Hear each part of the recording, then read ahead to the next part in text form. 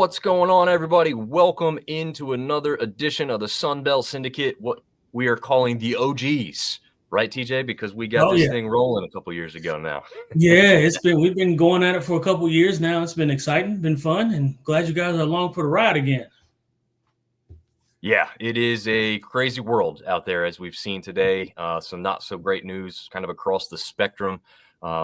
We won't get into all the politics and everything of it, but we did hear some unfortunate news about former App State head coach Sean Clark, who had a medical event, and he's in the hospital kind of recovering. So thoughts and prayers with him as he goes through that with his family. Anybody who was a former member of anything, right, TJ, whether it's a coach, a player, whatever, it's still a family unit, and kind of feel that even when they're once kind of removed from where they once were, right? Yeah, absolutely. A lot going on, man. And like you said, thoughts and prayers going out to Coach Clark. Wishing you the best, speedy recovery, all of that jazz, man. But certainly take care of yourself. Make sure you stay hydrated too, man. I don't know if what happened could have been prevented. Maybe not. But also, certainly do the things that you are in control of. You never know. So take care of yourself, and best wishes to you and your family. Yeah, absolutely. And then unfortunately, we're going to have a lot of people that are going to be thinking a lot about what happened many years ago on 9/11, which is tomorrow for us as we're live right now, or today if you're listening to this on 9/11 on Thursday. So, lots of stuff going on. But if you're here with us right now or you're listening later on, we thank you for your time and attention. And we are going to do what we can to bring you sports, because that's what we know. That's our thing. Exactly. So Sunbelt Syndicate with you from the first kick to the last pitch. Thanks to our sponsors, Don't Sleep Energy. Go check them out. The easiest way to find them is on the Amazon shop. So if you want to check out their little 5-hour shots, or you can check out their big can, as you can see here on screen, and Phenom Elite. That is your go-to spot for your football equipment. They've even got some other sports that they're covering as well, but football is their big primary focus. And guess what? Not only can you find them online, you go to your local Dick's Sporting Goods. They are now being stocked in Dick's Sporting Goods. If you see the Joker cleats, the Batman cleats, the SpongeBob cleats, yeah, they got it all. So they got some really cool stuff out there. I know TJ's son's probably like, oh, SpongeBob cleats, huh? I think I might want those. Yeah. Listen, I just bought new cleats. Don't let him know that. Hopefully he doesn't see this tomorrow. Daddy, can I get some new cleats? No, sir. We just bought new cleats. We're not doing it again. Yeah, not yet. You got to grow out of these first. You got to put the, did you ever put like paper towels or something in the toe of the cleat so that the big ones fit a little bit easier or a little bit earlier? Oh, yeah. Growing up, absolutely. You always buy them. Parents always bought them a size up so we can have them for next season. Yep, you got to, man. Because they grow out of them so darn fast. It's absolutely incredible. We got our first two commenters of the night, to no one's surprise. Ben James saying, what's going on, everybody? Go Red Wolves, and he hopes A-State upsets number 14 Iowa State. Very tough game, but yes. Yeah, I would say it looks good. They look real good against Iowa. They do, absolutely. And Artie Cat, hey, y'all, what's going on? Artie down in Texas saying, what's up? Sunbelt Syndicate #1. We always appreciate Artie coming by, and as he celebrates his last official season with Texas State in the conference. So we will, have to hopefully get him to come around every once in a while and still hang out with us once they leave the conference. But we'll see. All right, let's get into it. The OGs Week 3 preview. And first up, again, we're going to just give you the rundown, the playbook. So tonight we've got our segments looking good. Come on, bro. The awards, the weekly awards, which is also on the website, as we know. Games of the week, the teams where we say, you better win. We'll round it out with all the other games that kind of don't fit into those two categories. And, of course, we're going to get you to TJ's clips. TJ, before we went live here, I was showing you this graphic and where I pulled it from. We know BT gave you a little bit of a hard time against LSU, and you actually confirmed he was probably right about that. But tell us a little bit about this Richmond game, man. I need to hear more about this game. Yeah, man, Richmond. So it's good and bad. It was one of the best games of my career when I was playing at App. It also happened to be the last time I ever put on an App State helmet. They beat us at home that year. My senior year I think it was the final round or semifinal round going into the championship game of the playoffs. We had them at home. We had beat them the year prior, and then they came and beat us the next time. I think they had a couple of bookends, defensive ends that went to the NFL and a running back that went to the NFL. But they were a really stacked team, played well. So, some highlights and some lowlights. Like I said, best game of my career, had a couple touchdowns in 100-plus yards, but also not a great day in terms of my final hurrah at Appalachian State. So, yeah. A tearful goodbye, but that's because it meant so damn much, man. A whole lot of tears, man. I cried a lot. Yeah. like an abnormal amount, I think. Men cry tears when something means something to them, man. I almost did too watching that game end, because it's just like this magical run you thought was never going to end. Is kind of finally over, and it's just a sad way to go out. But you guys accomplished incredible things. So obviously, there's no can't win them all. Yeah, no, you can't. It's impossible, but we will remember the good times, right? There's a whole lot of stuff hanging in your mantle from your Oh yeah, there's a whole lot of stuff to my left that'll display some good old days for sure. There we go. Speaking of good old days, last Friday we had James Madison take on Louisville on national television. The first clip of the night is going to have you see this play from Alonzo Barnett, a touchdown pass to tight end Lakota, I guess is how you pronounce it, Dupree. So I will let this run through naturally once, as we usually do, kind of talk to your points, and then I'll slow it down for all of us to look at here again too. Yeah, absolutely. I had a chance. Thank you for sending it over a little bit early. I had an opportunity to look at it a little bit early. This is your classic misdirection, old school throwback play to the tight end. You're going to see double tights here JMU has. And what a lot of teams like to do, obviously in goal line situations, is they run man. So you've got somebody, a linebacker, who has to account for that front side, in this case backside, but front side tight end. And they don't carry him. They don't carry him across the field. They think he's staying in and blocking, and it's a two-man route, and they get caught sleeping. It's, again, your classic throwback. If you play it here, your tight end that's all the way on the left side, your outside linebacker is going to be responsible for that tight end, right? And so when the outside linebacker, what's happening is while he's got man responsibilities, his eyes are in the backfield. They always tell you on defense, if you got a man, keep your eyes on your man. You see he's flowing backside. Now it's too late. It's too late. And he's hoping to pass them off to that front side linebacker, but there's no shot. He's got no shot.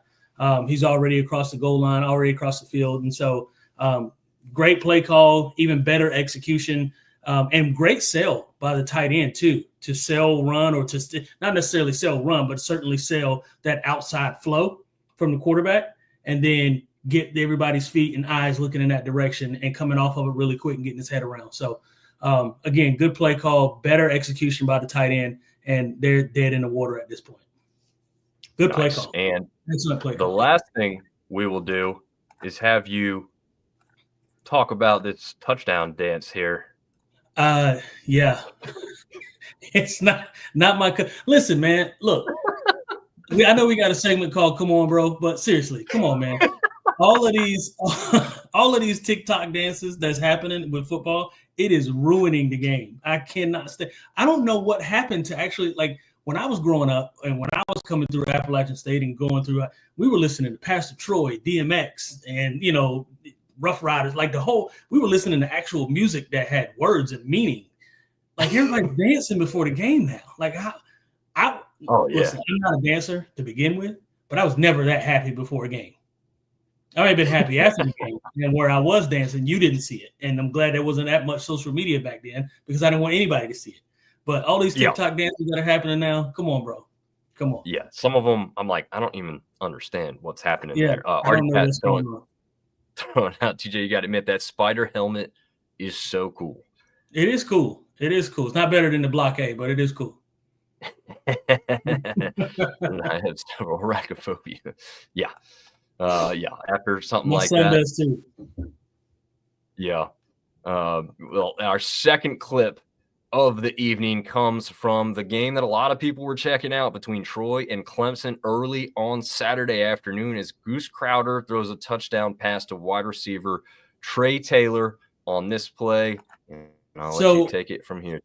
Yeah, I'm going to tell you what I love about this play is this is great offensive coordinating right here. You got a receiver that's in the backfield, line up as a running back. It's going to create an immediate mismatch with the linebacker, right?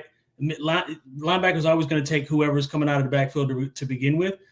My guy's faster than your guy. That's simple.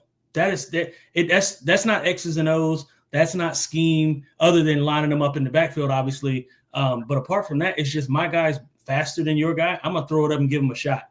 But if you look at it here, first of all, I think I told you this via text message. I always love the arrogance that these larger teams have when they play schools like ours because they just line up and go man against us. And sometimes it goes well. Most times it goes well. And sometimes in situations like this, you get beat and you get burned. And that's what happens. A linebacker is never going to be able to cover a wide receiver. And they lined him up in the backfield. They did it on purpose.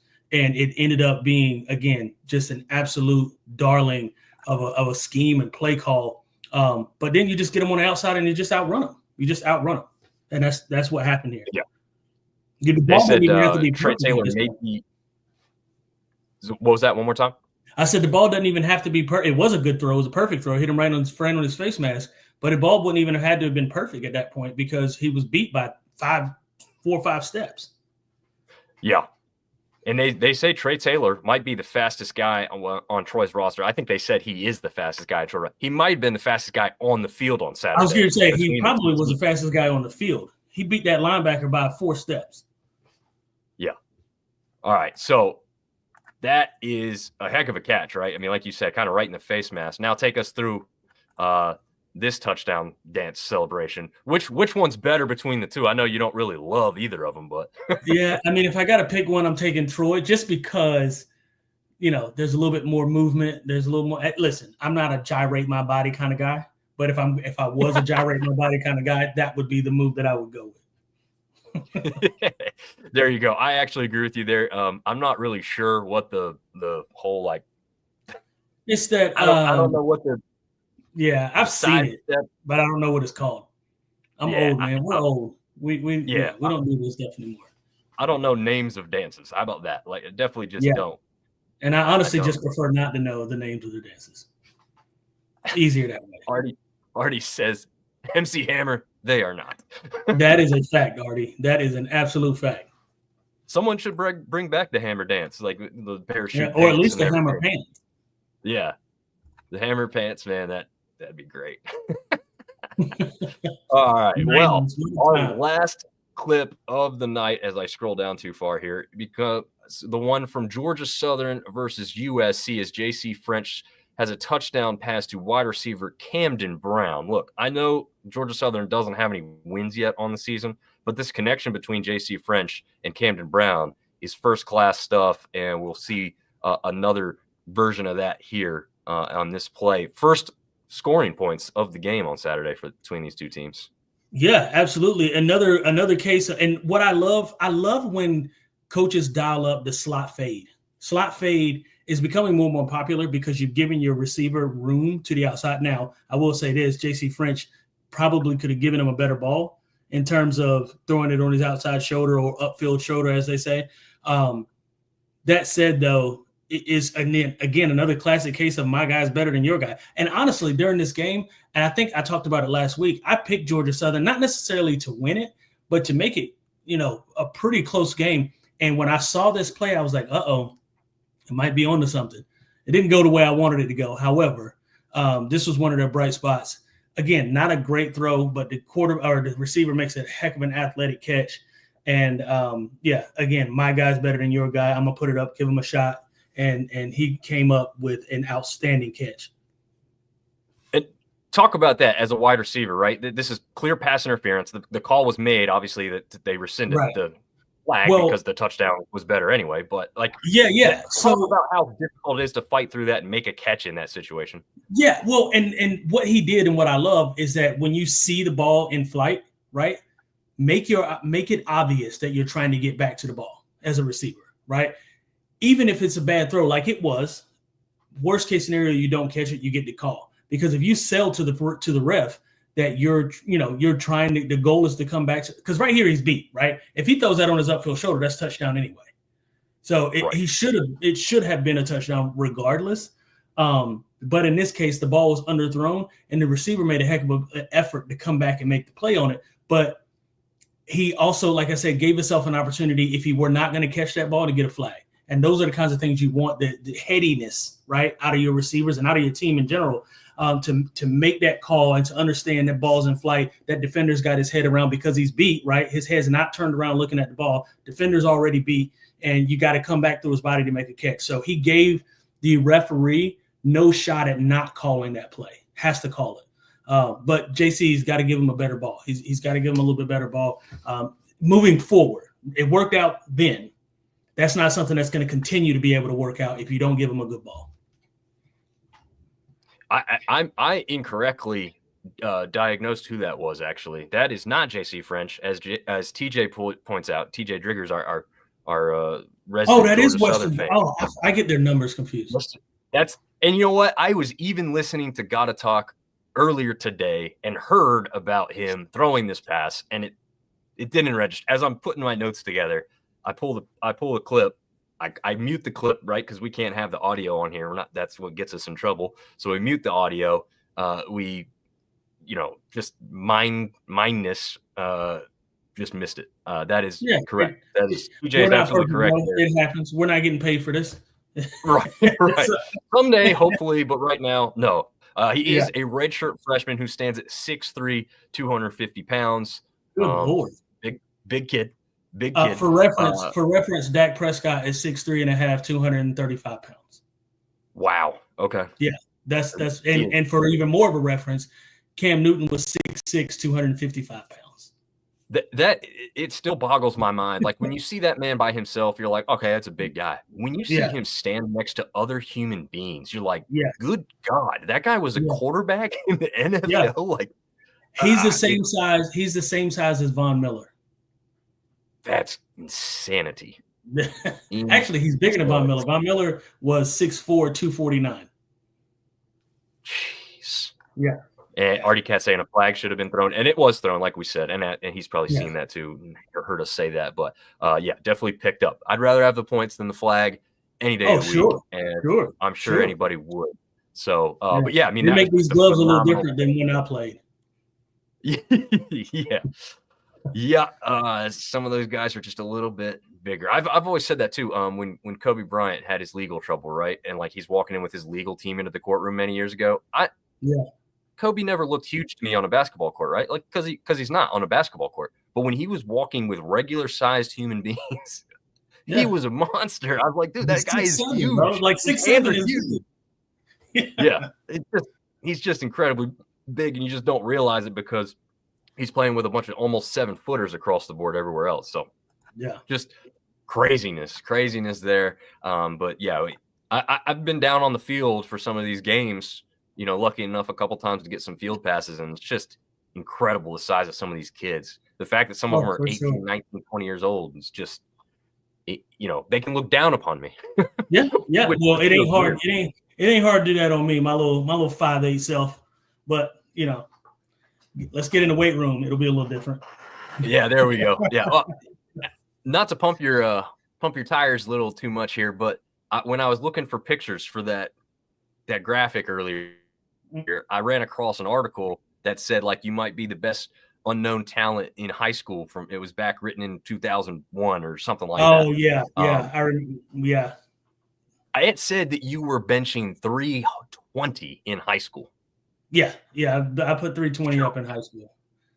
A quarterback mentioned 320 in high school is not a guy I want to run into on the football field. Especially at 5'8". It's all here. It's all compact. Yeah, it's just hitting you right in the face mask. Like, good luck with that. See you later. You're going to get run over. The good news for me is I avoided people at all costs. I tried to not get hit. Gotcha. But, it worked because it put you in a D1 football program. So it all ended up pretty good for you. Speaking of ending up pretty well, these are the teams that were looking good after this past week going into week 3. So we had ODU, not a tough opponent in NC Central, right down the street here from me in Durham. They hammered them 54-6. We've got more notes on some people that had a big part in that later on in the show. Texas State gets a massive rivalry win, the I-35 rivalry win over UTSA 43-36. And the Cajuns, I was on the border on whether I was going to put this in there, but they came alive, looked the part better in the fourth quarter. They get the win over McNeese 34-10. TJ, which one maybe stands out to you the most, or you thought, was one of the most impressive victories out of these three? Yeah, I would say certainly not Louisiana. They didn't turn it on until the fourth quarter. I will say this. I'm not super pumped at how Texas State, let UTSA score 36 points. I expected their defense to be a little better this year. ODU, complete and total domination. I wanted this to be a win for ODU, and I'm happy for them. But my cousin plays running back at NC Central, so I'm kind of torn. Oh, right? Yeah, shout out to LeBron Sharp, Beaufort, North Carolina. Love you, buddy. But yeah, so my cousin's a running back over there. He's actually out for I think the first couple games. He's got a tweaked hamstring as it is right now. So hopefully wishing him thoughts and prayers, obviously hoping he gets a little bit better, a little healthier, so we can go so I can go check him out and see some games here as well. That said, the ODU was most impressive. Yeah, I think just the fact they hammered them. I'd pick Texas State just because it's a big rivalry game. Their last year in the Sun Belt with this game has nothing specifically to do with that, but they keep that train rolling there, 2-0 going into this week's matchup, which I think is a big thing for them heading into Tempe, Arizona. But yeah, I like the fact we have difference of opinion. But yes, ODU did exactly what people had, probably expected them to do. And I have to be honest, unfortunately, to the family member of yours, but NC Central not so great yet this year. Yeah, I know. To New Hampshire, and they didn't look so great. But this is a Sun Belt show, so we'll get back to it. All right, TJ, this is a segment that was after one of your favorite phrases to me is "Come on, bro." And unfortunately, Marshall's got a player on here. It's not specific to a player; it's just who we put on the graphic. But we do have Marshall in here, so come on, bro. Georgia Southern, unfortunately, off to an 0-2 start to the season. Now, is that ultimately shocking with who they played and how far they had to go? No. However, you were a East favorite before the season started, so I'm going to have to see something more out of the Eagles to really feel like they are where we thought they might be. ULM shut out an FCS opponent in week 1. They get skunked 73-0 versus Alabama. Man, you got to see something, right? You got to have some kind of offense, or you got to keep Alabama from getting 70-plus points on you, and that's unfortunate there. App State is not immune to this, even though TJ and I are fans of them, and obviously TJ having been a player there. They barely get the win over Lindenwood. Yes, Lindenwood, for those of you who hadn't heard of that, is a FCS team in Missouri. They just get that win 20-13, so just a one-touchdown game. By the way, they were favored by like 35.5 points in this game. So that's why this is such a shocking result there. Marshall, another shocking result, TJ, right? Like Missouri State, FBS newcomer. They were FCS just a couple years ago, and they made the transition up here, and they go into Marshall, into Huntington, and they get the win 21-20 against the Herd. I don't know who that says more about. Does it say more about Missouri State and their rise? Because, I mean, we talked about JMU coming up a couple years ago and immediately asserting dominance right away. So I don't know if that says more about Missouri State or more about the Herd. I'd say to be continued on that. Yeah, no, I do agree with you. I think Missouri State played the same USC team Georgia Southern just played, and they got beat pretty badly in week 1. So you didn't really know what Missouri State was coming into week 2. Kind of the same thing with Marshall, right? I mean, they had a tough game against Georgia. Where did they really stand? Because Georgia's not a litmus test to tell you where Marshall's probably going to be the rest of the year. Not. So, you didn't really know where this game would end up, but you'd like to think the pedigree, even though they lost a lot, they got a new head coach, they were still the champs from last season. You'd think they got to get the win against somebody coming into the FBS for the first time, and that was unfortunately not the case there. Artie Cat says his new RV neighbor is a Marshall fan alum, and he's been giving him a hard time. NIL biscuits, baby. Yeah. Mm-hmm. It is what they're known for up there in the Huntington area, for some really good biscuits up there. And then Coastal Carolina, they get a shutout victory. So why are they on this list? They scored 13 points. It was 3-0 going into the fourth quarter in a game against an FCS team at home. Can't have it. No. Can't be doing that, especially with what Coastal fans want to see out of this team. They want to see more from Tim Beck, the offense. Defense really wasn't bad, right? I mean, you pitched a shutout. You didn't let them score. Can't really have any complaints there. So that's why I didn't do it across the board for Coastal. It's asking where that offense is. So we're going to have to see where that stands this week. Neil Higgins saying App State defense is solid. I'm not sure about the offense. Yes. So App State and Coastal, pretty kind of mirrored images of each other right now. Well, and to that point, Neil, I always, and I you know, Dominic, you and I talked about this, I think a couple days ago. I always say, and not to belabor the point, I always tell people you never know who you really are as a team until about the third or fourth week into the season.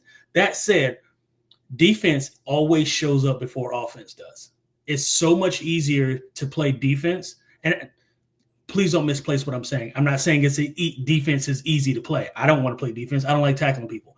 But I'm saying as far as schematics go, it's much easier for the defense to get themselves together than it is for the offense to find their rhythm throughout the season. So while I'm not happy about Appalachian State and I'm not happy about Coastal in terms of where their offenses went, I do think there's some ramp-up time, especially both having some new programs and some new coordinators and things going on. I do think we need to give them a little bit of grace and give them maybe another week or two to get this thing rolling. As long as the defense shows up, we keep winning football games. I'll take a 3-0 win, to be honest, until we find some offense. So just throwing that little disclaimer out there. I know to everybody who wants to see a ton of points, give it a little bit first, right, before we start pointing fingers. Yeah. No, I do agree. But right now, they're still on the come on bro list. Oh, yeah, absolutely, as they should. Yep. They will stay there for the time being. Okay.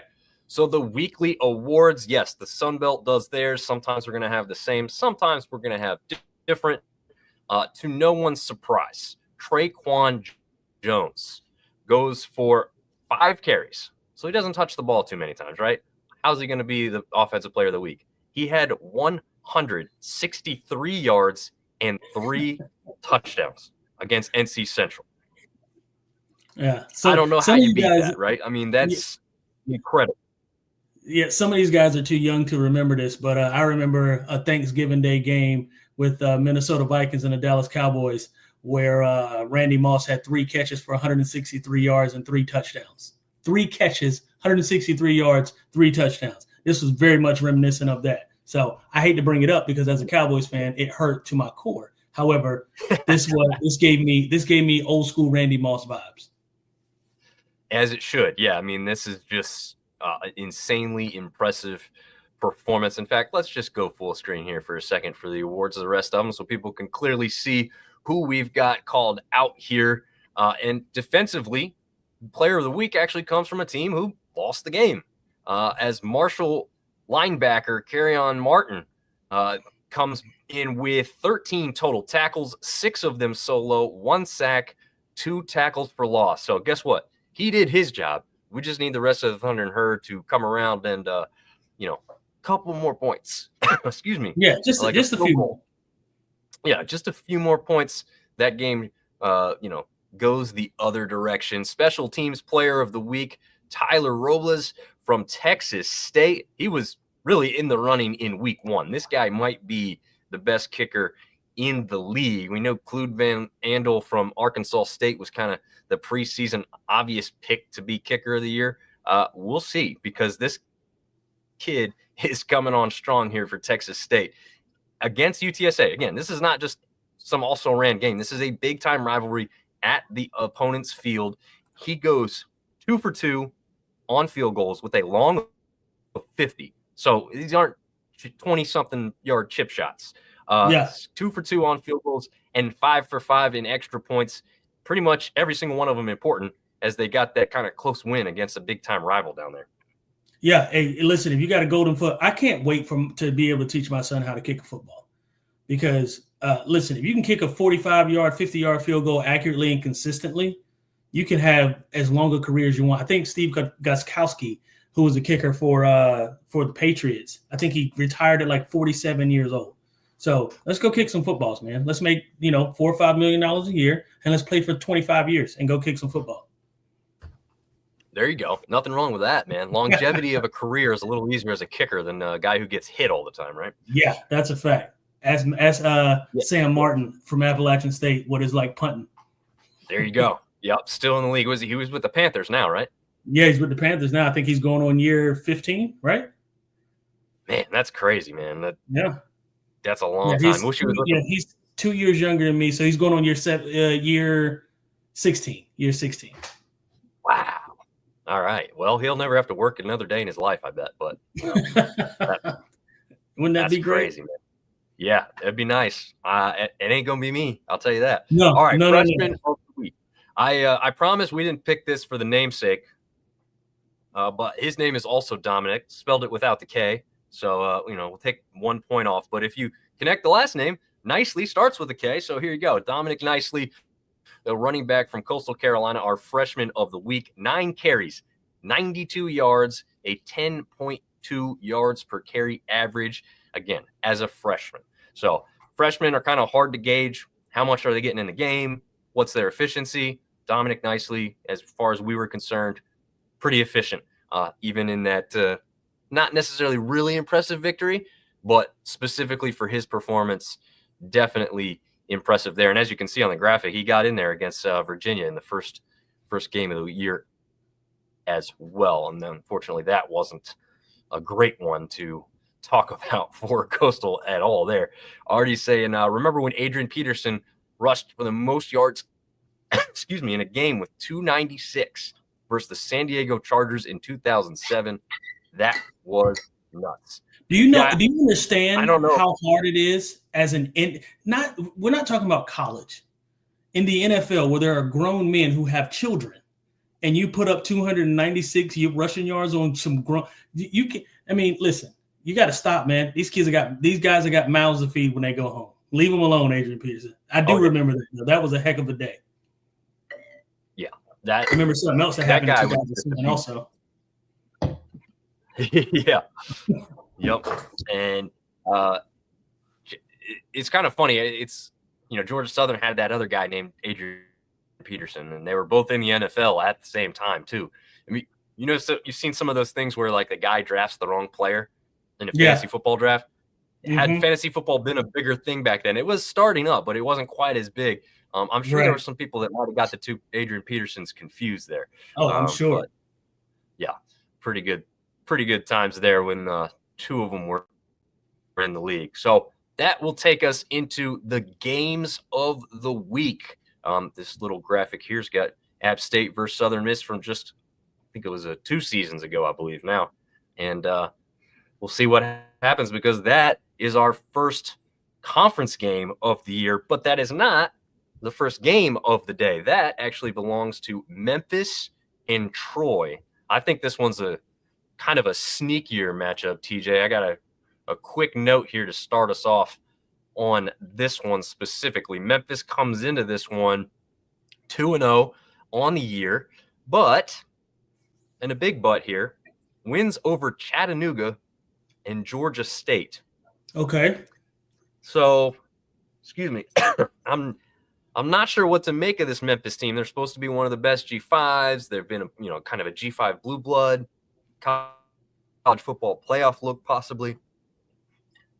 But I will have to say, in those 2 victories, they've been extremely consistent. They have scored a touchdown in every quarter of football so far this season.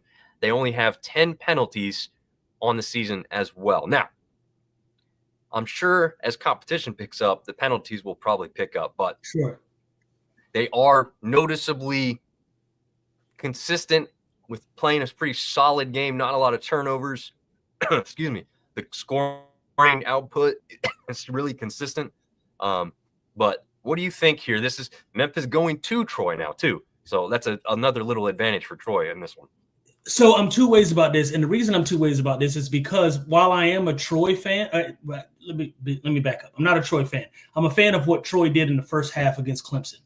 What I'm not a fan of is what Troy did in the second half against Clemson, right? Clemson went in the locker room, found out who they were, came back and put a spanking on them. So it's kind of a Jekyll and Hyde kind of thing, right? Like, I don't know what Troy team is going to show up. If it's the Troy that showed up in the first half of the Clemson game, they got a great shot at beating Memphis. But I don't know. It's going to be hard to gauge what we're looking at. And I tell you this, I think we'll know about midway into the second quarter. We'll know what kind of game we have. Yeah, that's a good point. Like you said, Troy jumped out a little bit early. Clemson came fighting back, and Troy didn't really have much of an answer there. I don't know how much you saw of how that ended. Like, is that more maybe playing it safe, or was that more of like just Clemson, like you've said before, with like SEC and ACC and Big Ten talent, like the players kind of just made the difference because they have depth, more of them? Yeah, it's a little bit of both, right? Well, I don't think so much Troy was playing it safe. I mean, you never go into these games and say, let me pull back the reins, especially when I've got a lead. I think it was more of Dabo going into, as much as I dislike Dabo, is going into the locker room and saying, hey, guys, this is Troy out here, right? This isn't LSU. This isn't, Virginia Tech. This isn't some powerhouse school. This is Troy. Get yourself together. And two, part of that, I think, a lot of these major schools, they kind of take some of these. It happened to us in 2007. I keep referencing. I find a way to reference it every year. But we went down to play Michigan. The first quarter and a half, 2 quarters, Michigan was sleeping. They were sleepwalking through that game. They were like, "This is just some small school. Appalachian State will come. We'll kick them in the teeth. Won't be any problems." Right. The difference between us and Troy, though, is that once we got up, we stayed up.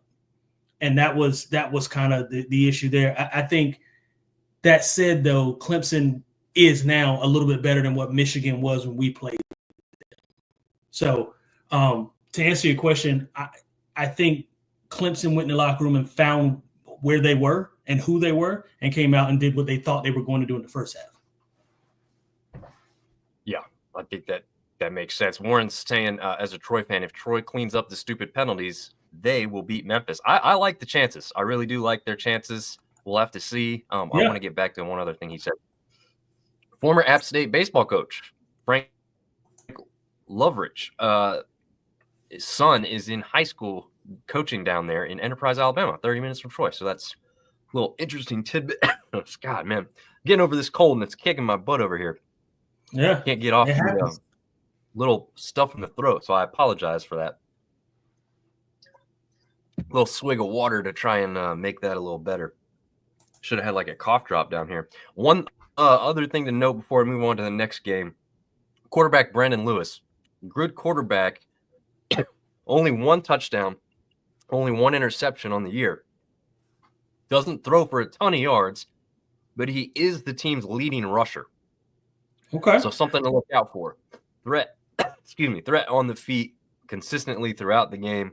Troy's going to have to be ready for a very mobile quarterback. That is not what they experienced against Clemson and Cade Klubnik.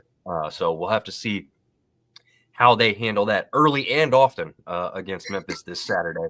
That game on ESPNU Saturday at 12 Eastern, 11 Central Time. Our next game, first conference game of the season, App State travels down to Hattiesburg, Mississippi. The Rock versus the Rock, Black and Gold versus Black and Gold.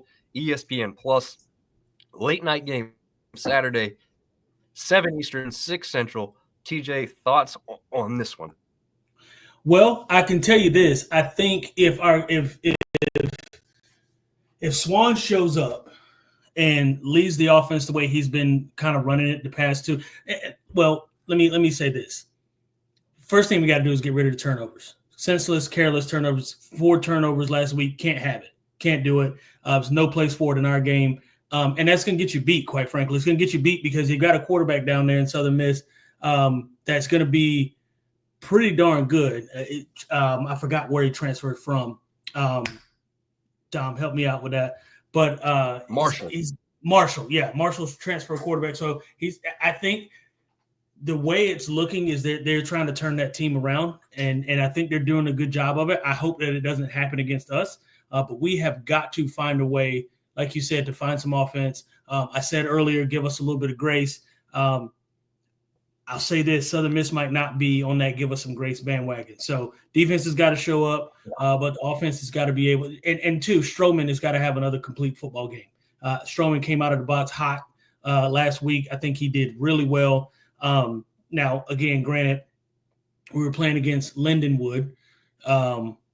However, gamers are gamers, and you got to be able to put up and produce points when you can do it. So all that said, obviously I'm taking App State, but I do think it's going to be a pretty close game, much closer than it would have been a year or two ago. Yeah. And then we got to remember what Braylon Braxton did to this App State defense last year. Now, we hope this App State defense has gotten better. Has Braylon Braxton brought this Southern Miss offense to the level of Marshall last year? I don't think so. Not yet. Probably not. Could they get there relatively quickly? Maybe. But I don't know if we'll see it quite this early in week 3. Excuse me.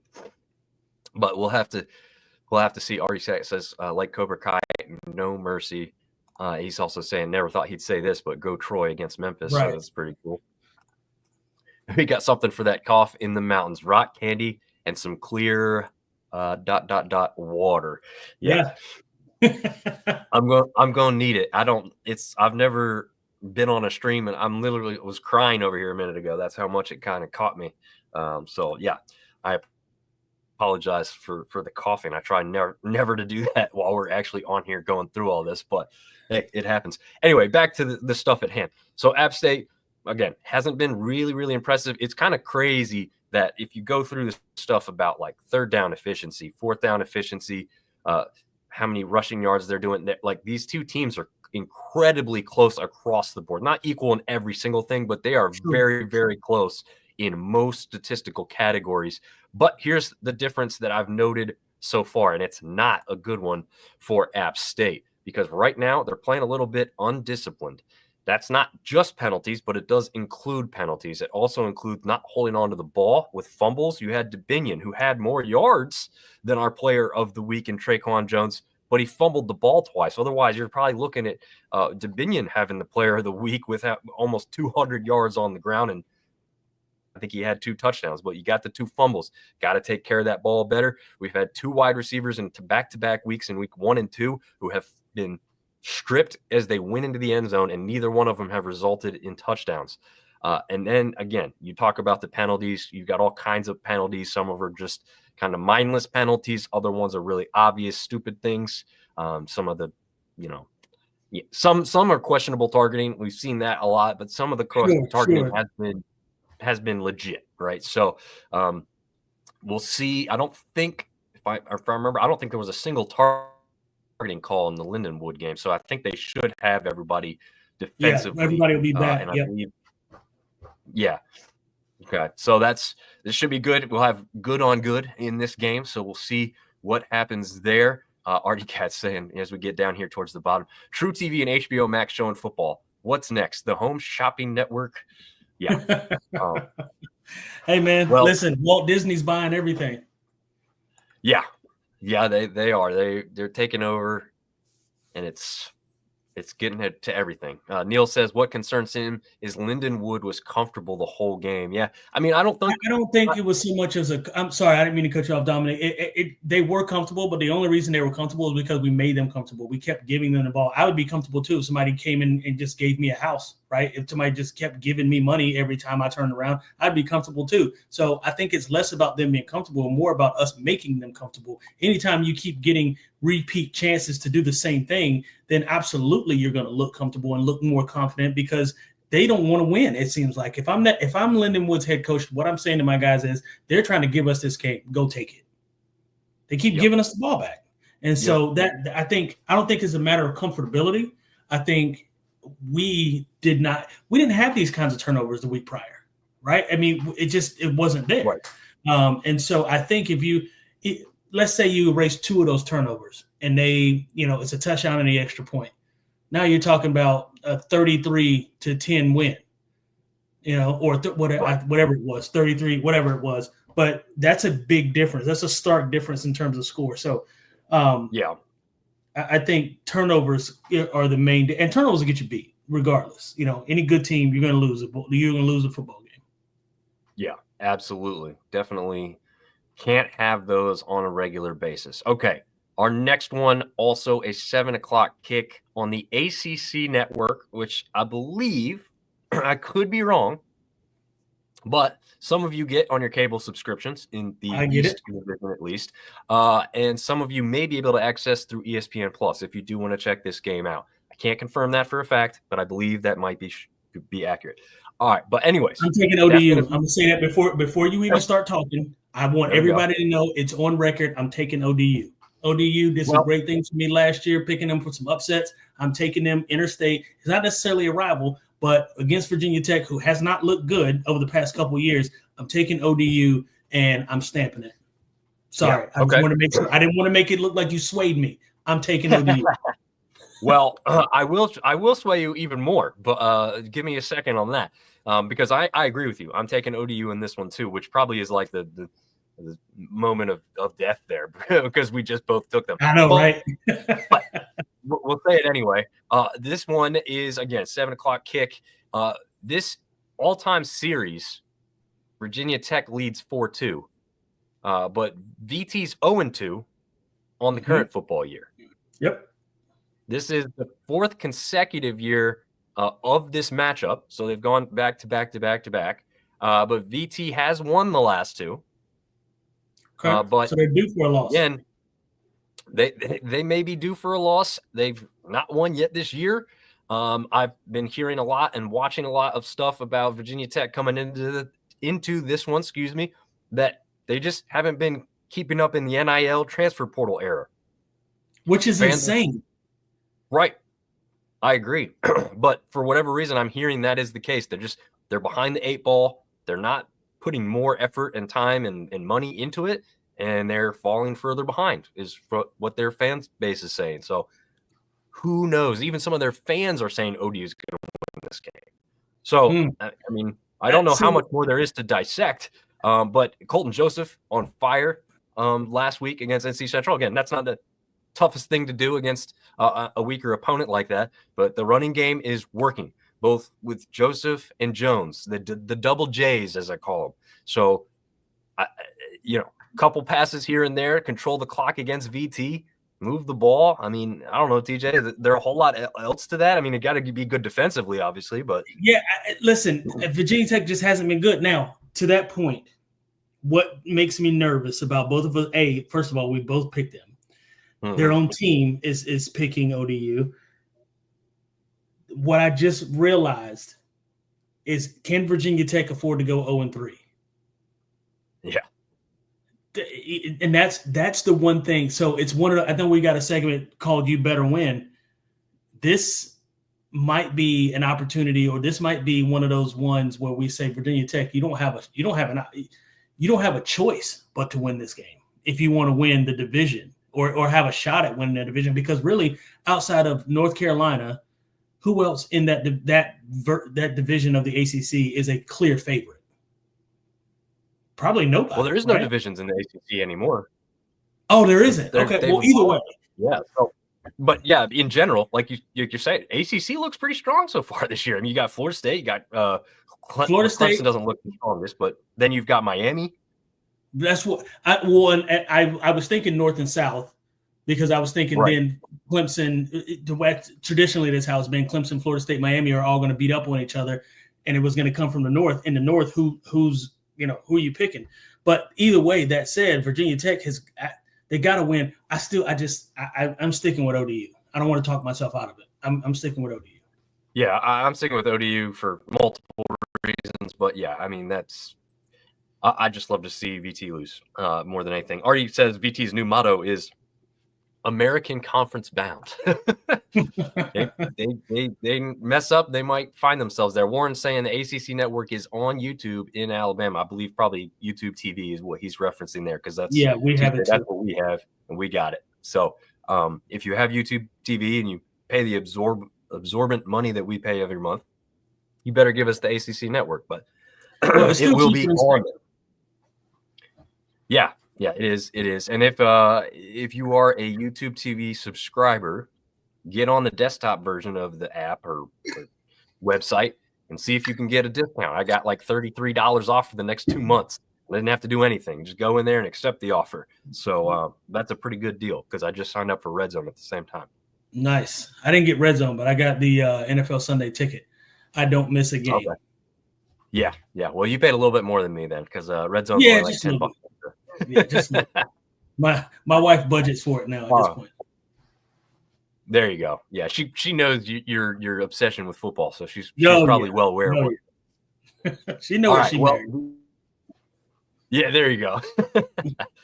The last one for the games of the week. This is not all games, obviously. This is just kind of our headliners. Is Texas State going on the road to Tempe, Arizona to rematch with a great game from last year with the Sun Devils of Arizona State? That game on TNT, True TV, or HBO Max. It's one or all three. Whatever you got, you can watch this one probably. But this is a late kick because it is in Tempe, Arizona. It doesn't kick off till 10:30 Eastern time, 9:30 Central. But I'm guessing this one's going to be good because these two teams come in, what we saw with Arizona State last year, specifically coming off that college football playoff run. They are only 1-1. They did lose to Mississippi State this past week, but Mississippi State, looking pretty good so far. Yeah, they did get the win. Tough. Yep. Yeah, they did get the win over Southern Miss earlier and made it look kind of easier towards the end of the game before they did that. But yeah, I mean, Texas State comes in probably with more impressive victories so far on the season. I guess that first one against Eastern Michigan, probably really not all that impressive as far as, something you want to crow about, but it's how they beat Eastern Michigan, right? It wasn't a game. They blew them out pretty good. So I don't know. Biggest offensive line in all of college football. That's what we'll continue to say because that's been something Texas State has been making pretty obvious. Do they go into Tempe, Arizona with Brad Jackson and Bo Sparks at the wide receiver position, Lincoln Perry running the ball down their freaking throats? I mean, do they come out of here with a victory, TJ? What are you thinking? I don't know, man. It's tough. I mean, like you said, the biggest thing is going to be the run game. I'll say Arizona State is not the same Arizona State they had last year. They didn't have a pretty good show or as good a showing as I'd like for them to have had last week. That said, you know what? I'm gonna do it again. I'm gonna roll with Texas State. There you go. Well, here's a little bit of something that's on your side here. So we've got the, if you go to ESPN, which is what I use, I think, TJ, is that what you refer to for most of this statistical stuff here? Oh, yeah. Yeah. So if you do that, it brings up the top player at each position offensively for both teams on the side. Guess who all three of them belong to? The Texas State Bobcats. The leading quarterback, Brad Jackson, the leading running back, Lincoln Perry, the leading wide receiver, Bo Sparks. So, hey, statistically speaking, we're looking pretty good with the Texas State Bobcats doing what they should have done last year, which was beat Arizona State at home. Unfortunately, this one will be on the road, but Artie Cat says, let's talk Sun Belt West champs. Go Cats. So we know he's going to be big into that one. It's football season. Yeah. Goodbye, family. See you in December. Yep, that is certainly true. As we get into this, doing a whole lot of TV watching and phone watching when we're not watching that specific game, we're watching a lot of scores, that's for sure. He says he wants to bring back the old Walt Disney logo at ASU. Yeah, it's a lot better than the Trident. We let ASU off the hook last year. You absolutely did. Jordan McLeod tried to lead that team back down the field one last time. Unfortunately, I think it ended in an interception, if I'm not mistaken. But they were driving the field. Yeah, and they had the chance to win it. I know that. So that's going to wrap up our games of the week. 4 of them to focus on specifically across an array of networks there. This is the ones we're picking out and saying, you better win. And if you can't see the graphic right here, if you don't know who Chit, C-H-I-T is, you're not on TikTok. But if you're a fan of the Office type of humor, this is right up your alley. He's got a saying, says, "Do it, lady." So, yeah. Like do it. Yeah. Yeah. You need to do it. So Eastern Kentucky is traveling to Huntington. The Herd get to stay at home. TJ, I don't even need to have a huge breakdown here. This is a team that Marshall absolutely has to beat, right? Yeah, got no choice. You can't start the season the way that they've started the season and not bounce back. Marshall has no option other than to win. Not to dig into the next one either, but the same way they've got to beat Jacksonville State. There's no ifs, ands, or buts about it. Like there's no way that you can call yourself having a shot. And Georgia Southern, to be honest, their losses aren't terrible. Like they haven't. No. It's not that they've lost to terrible teams. It's the fact that you're 0-2 now in the Sun Belt, not necessarily in the Sun Belt Conference, but in a conference that is the Sun Belt that other teams are, quite frankly, winning. And you've got Appalachian State now, who's gone 2-0, albeit a tumultuous 2-0. But they are 2-0 at this point, right? And those kinds of wins at the end of the season might matter. So Georgia Southern's got no choice but to win. Yeah, I agree with you there. 0-2 start. That road trip was tough. I know that they went to Cali, stayed in Cali, so they didn't come back in between. But you've got to start showing us something a little bit more. There's been flashes. There's been plays. Did their bodies ever really get used to California? I mean, that may be a thing, right? Like they just never truly settled, or at least some of them didn't, type of thing. They're getting back home. You've got a kind of close regional game here against Jacksonville State. So let's see what you can do. Put it together, put the conference on notice, and show us what you are a favorite in the East for a reason. And then Georgia State against Murray State. I know we don't know for a fact what TJ Finley's health is. He did see the playing field quite a bit last week. He didn't see the field very much last year. He got early on an injury with Western Kentucky, and so that's why he's got another year of college football and has ended up at Georgia State, where, quite frankly, it looks like they need the quarterback help there, TJ. But you got to have a win against FCS Murray State, right? Murray State went on a hell of a run in baseball. I don't think they got that kind of thing on the football field, right? Yeah, no, I'm with you 100%. Georgia State, I mean, they've got to get a win. I don't know if Murray State, like you said, is that good of a football team, but Georgia State they got to do better. And also what Georgia State needs to not do is stop snatching chains. You're not Aqib Talib. What was that about? And then you're snatching chains against a team who you are obviously going to lose against. And that's not going to do anything but piss them off even more than you being there already does.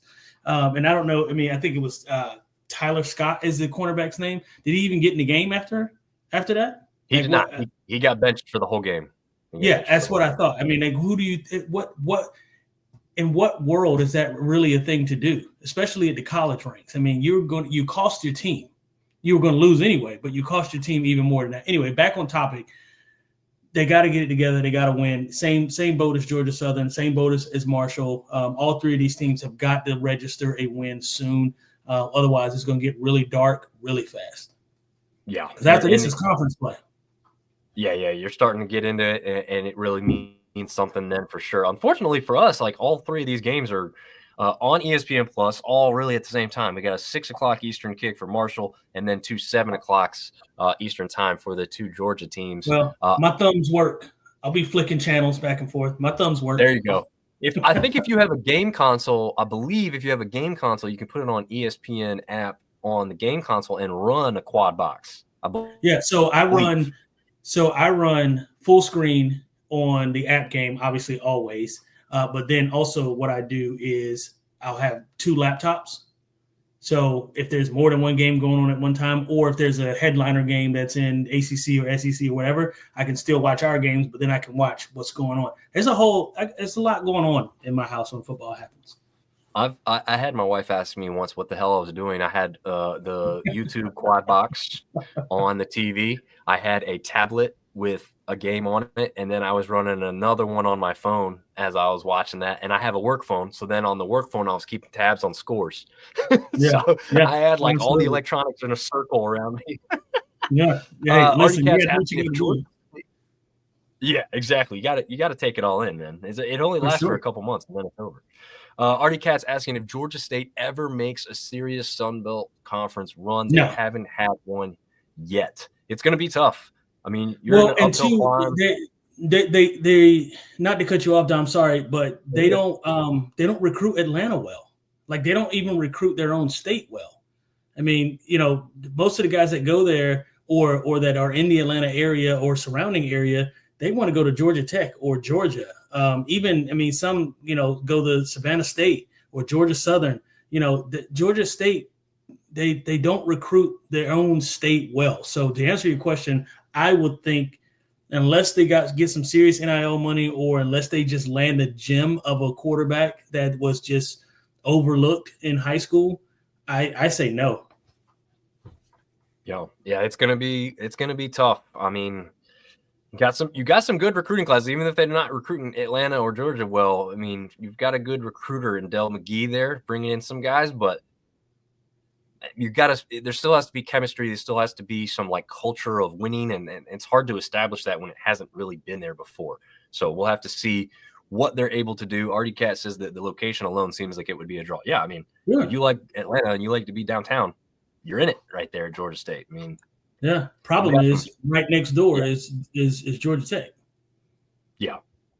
Well, the only advantage Georgia State probably has is the types of degrees that kids are going after. Like Georgia Tech's known as an engineering school, so I don't know. You probably get something. But if you're a football player, is that really going to sway you?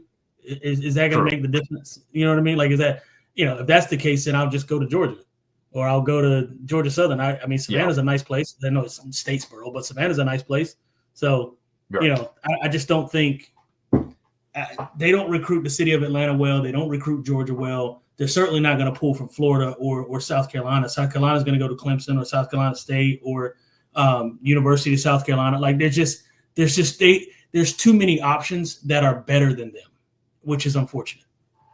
Right. Yeah. And that comes with a young program. That's part of it, right? There's no like who do you know off the top of your head who plays in the NFL who came from Georgia State? There's been guys. Right. I'm not saying that. But, I mean, I can't name one off the top of my head at this very second. No. So it's just already saying, they've been waiting for them to do something. Well, it may start this week. Murray State, is 0-2 against 2 FCS opponents. So, again, Georgia State, get that victory. Put it on the paper there.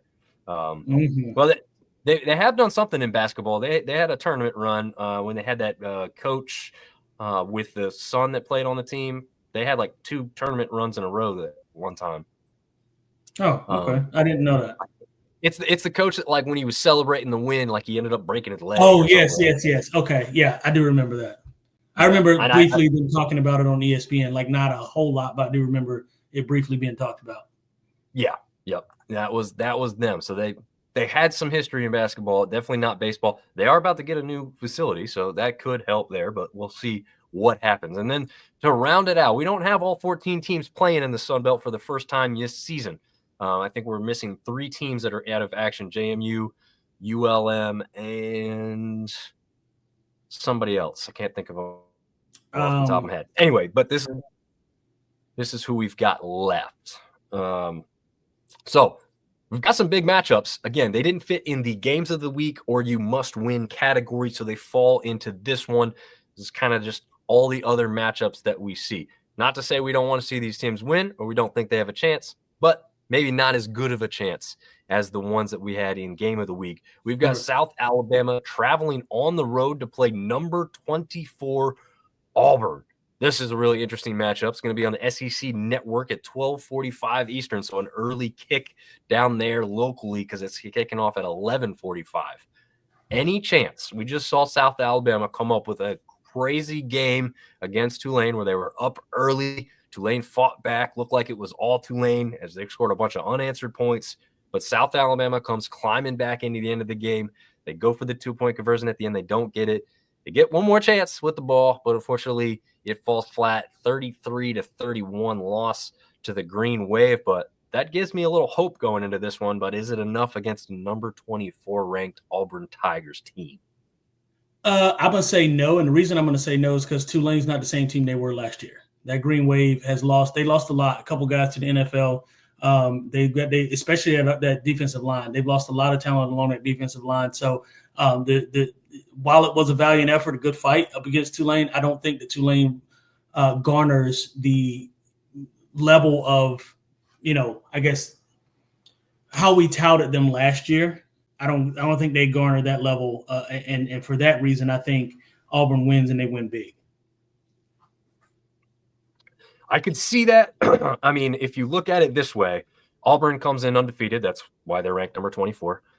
They have a win against Ball State. That's not going to blow anybody away. 42-3. They didn't struggle, so it's not a shock. Artie's calling the South Alabama upset. I like it, Artie. I like it. I don't know if I agree with it, but I like it. I don't agree, but I would love it.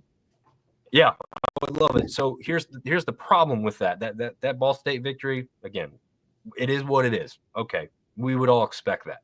They beat Baylor in week 1, who we just saw Baylor go into SMU, be down, but then come back, win a crazy game. And I think that was an outstanding game. Yeah, it was great. I actually picked Baylor to win that game. So, hey, toot my own horn there. But it didn't look good at the end. But they beat Baylor the first week of the year 38-24. So pretty convincingly, they went to Baylor on the road and beat them at their place.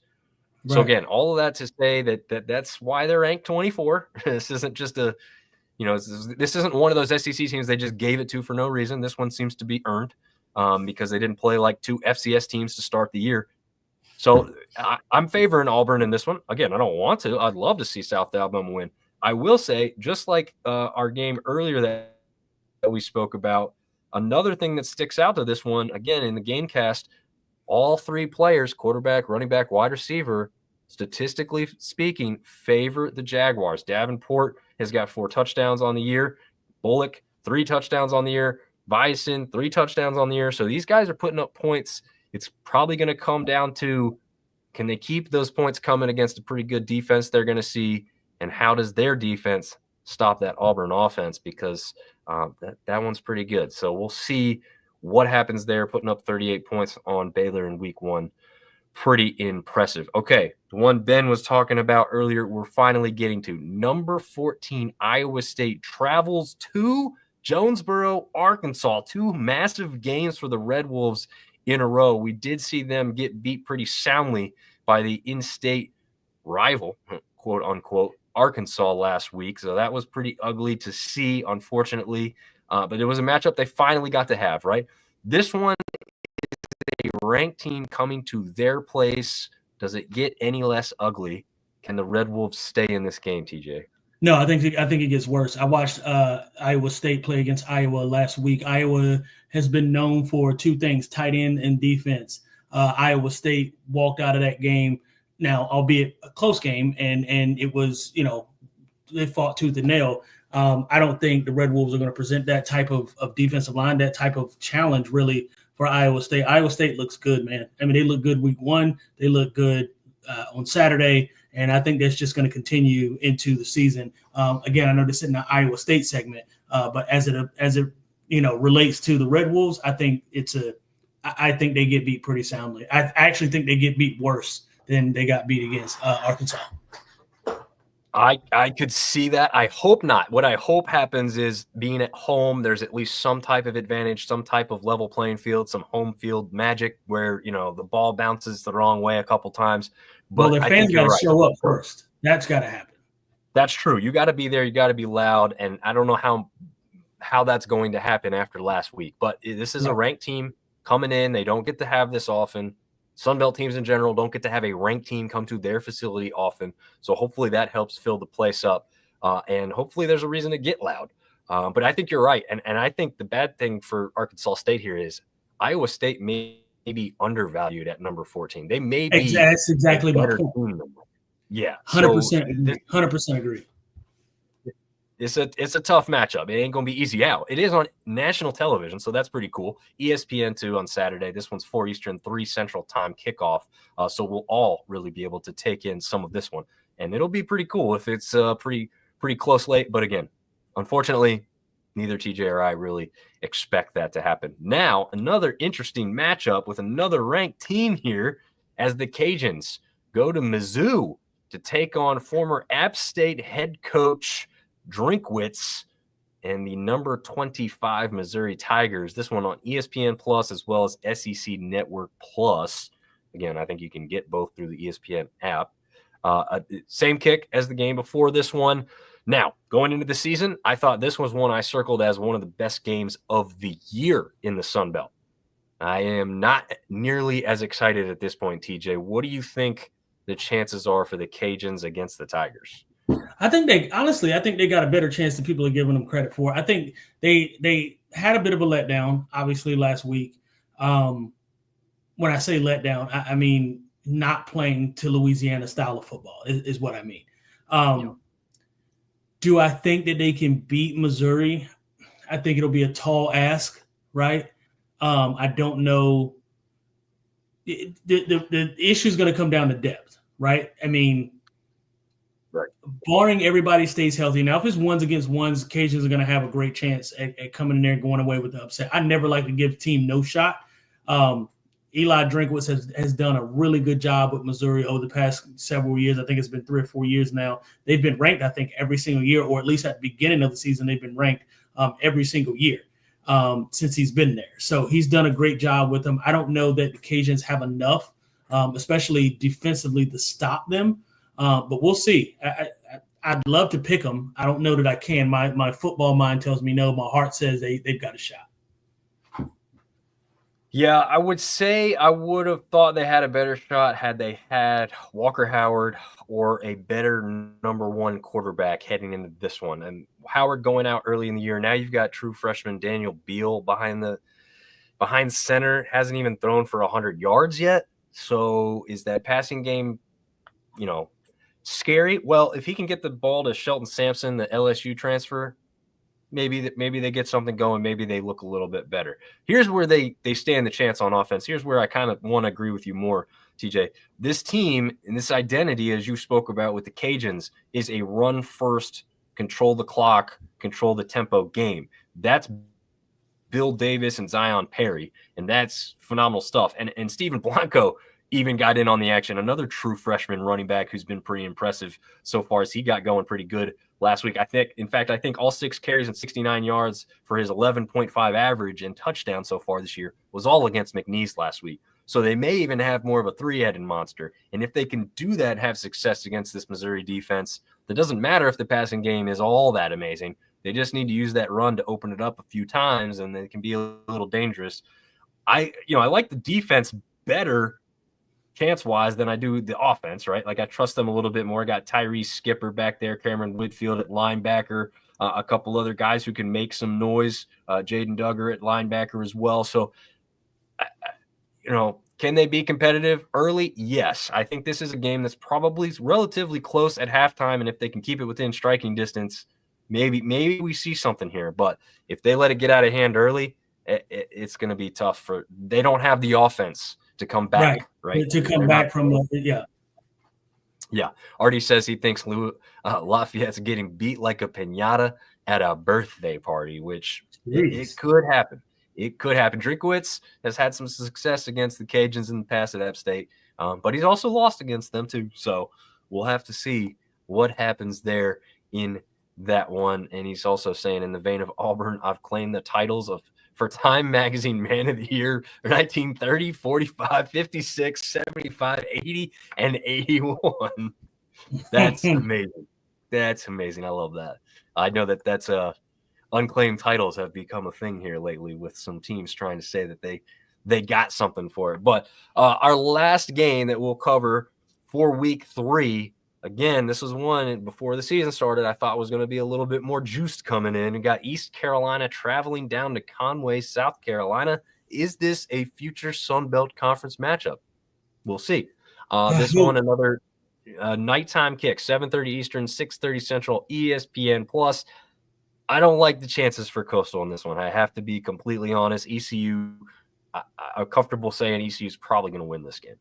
Yeah, I think the difference is going to be Hauser for ECU. He's an excellent quarterback. I saw him play last week, and I mean he's a marksman. I mean he's thrown for 680 yards in 2 games. I mean I don't know that it gets it. Now he's only got 3 touchdowns, but they also have a pretty exciting run game as well. So I think based on what the Chants put up last week and the effort that they put forth last week and what I've seen from ECU, I got to take ECU in this one just based on the quarterback play overall. That offensive line that ECU has is no slow leak. I don't think he got sacked last week at all. Now, albeit, then I think they played – I can't remember who they played last week. Let me take a look. Campbell. So,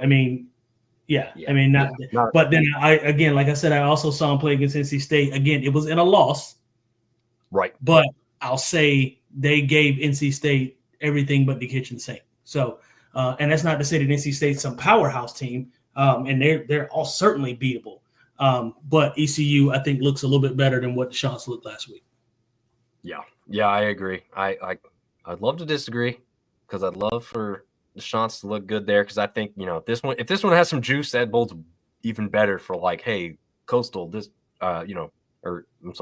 ECU, this makes sense, right? Like you had some juice against them in baseball. It was a good time. You guys brought fans because it's an easy travel for you. Look, this could be a thing for you, right? Like sell them early and often. And then when it comes time for new contracts and you got something that's closer to the American, now, it's easier because they've experienced it. They know what you're talking about there. It's not right. something new to them. Artie Cat sinks ECU to the Pac-12. Why not? It makes zero sense. It's like Derek Zoolander put together these modern conferences. The ECU logo is cool. Yeah, the ECU logo is pretty cool. I like the pirate logo. I can't lie about that. Not a fan of the purple necessarily, but the logo in general. They got a hell of an atmosphere, a hell of a stadium. I've been there multiple times. I haven't ever played there. App State played against them the year I graduated. So I hadn't played at ECU, but I will tell you that atmosphere, just sitting in the stands and watching, second to almost none, certainly in North Carolina. Maybe outside of NC State and App State. Outside of that, they've got a hell of an atmosphere. Yeah, no, it's very, very good. The stadium's pretty I will say the stadium, like the newer parts are really impressive. The older parts are kind of not, but when you're inside of it, at the seats, you don't really notice that, but underneath, it's not really fancy or anything. A lot of concrete, But I really like ECU. For me, it's an easy travel trip. In fact, it would become the closest conference game if that ever did come to fruition. So it'd be kind of cool to be able to have some easy road trips for me. I think it's like just over an hour. Everybody else is 3 hours from me. So, I would love to see that happen. I think they just make sense, right? Like culturally, I think they make sense. We kind of covered, I had Ed Harold, who's a Southern Miss fan, had asked specifically, App State, Southern Miss both struggle with FCS opponents this past week. How's that bowl for the Southern App State matchup? In fact, Southern played theirs, Jackson State. So, I just think you've got to be more impressive in those games for me to think much of those. Like when you do what Old Dominion did against NC Central, then I think you do exactly what you said. Everyone expected it. You've done it. So now you've come in and I would be happy and content with those types of performances. When you struggle to beat these FCS teams, you have to have questions about what does that mean when they play tougher opponents. So I think there are some question marks, but this is a great litmus test because now you've got two teams that are in kind of similar position. Again, the storylines write themselves on that one. Same colors, both have a stadium called The Rock. Both are kind of looking to put a stamp on where they're at this year. So this one's going to be good. I'm kind of glad this is the first conference game. I was trying to get down there, but TJ, that's like 11 hours from us. So not going to happen. Yeah, not going to happen. Will we do another live show together this season? I'd like to do that. We'll definitely try. I venture to guess yes. Yeah, I'd like to do that, and this time we'll try and do it with some light, some natural light instead of in the pitch black darkness, because that was a lot of fun last year on TJ's Porch with one of y'all's best. Oh, well, cool. Thank you, Ari. Thanks, man. I appreciate that. Yeah, TJ put a lot of effort into that one. He was pumped to kind of show off the cooking stuff on TV. For sure, always pumped. Whatever we call that.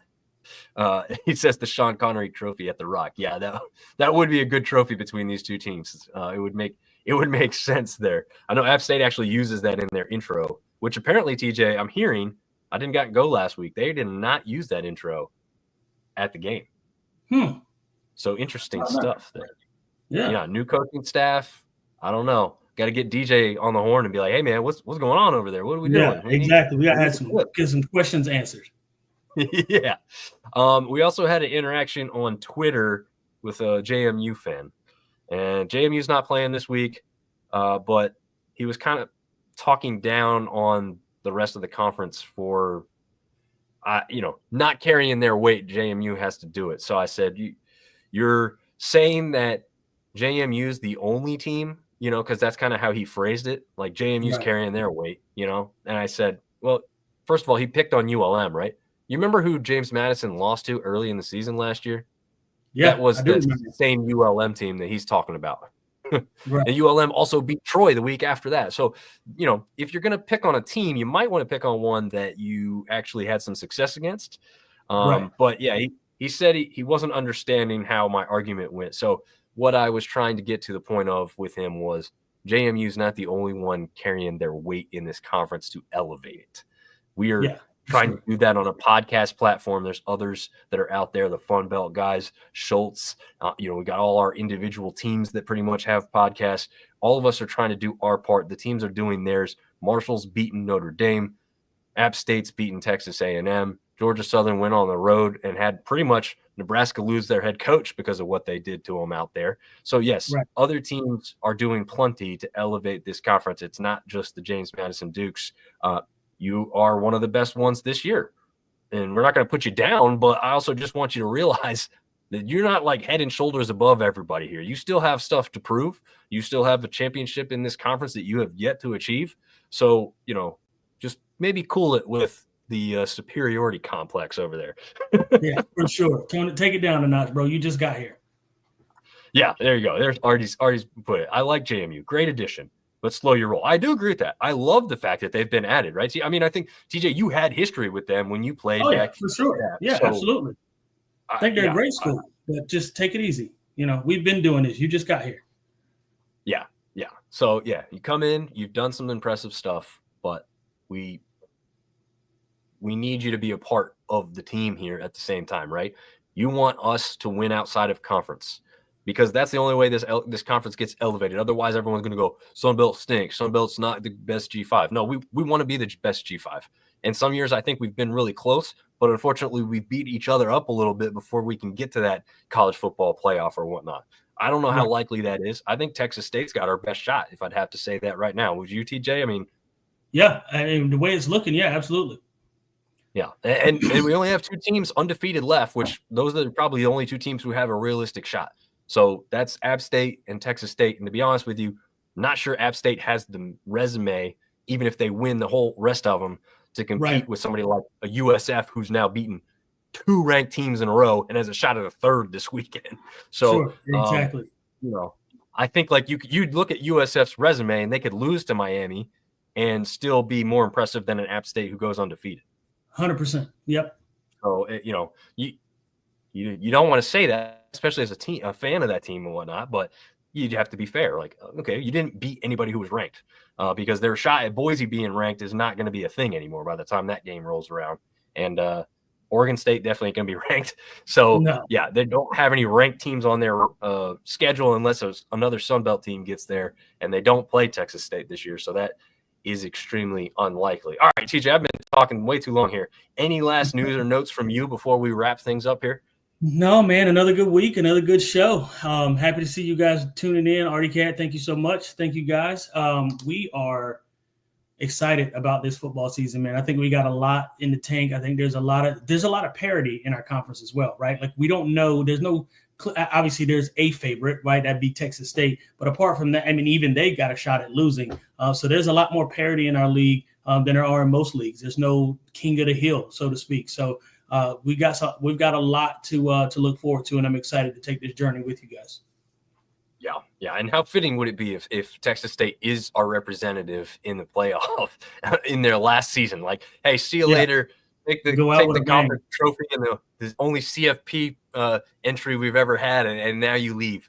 But I would be somewhat okay with it, because like, how are you going to be mad about it, right? Like that's their last chance. Like, You got to do it. Sure, absolutely. And I'd love it for Artie because he's been with us since the beginning. So I'd love it for Artie. He says it's going to be a great year in the Sun Belt. He said another banger, guys. Thank you, Artie, for tuning in. And we really appreciate it. Everybody have a great rest of the week. Enjoy week 3 action, and we will see you next time.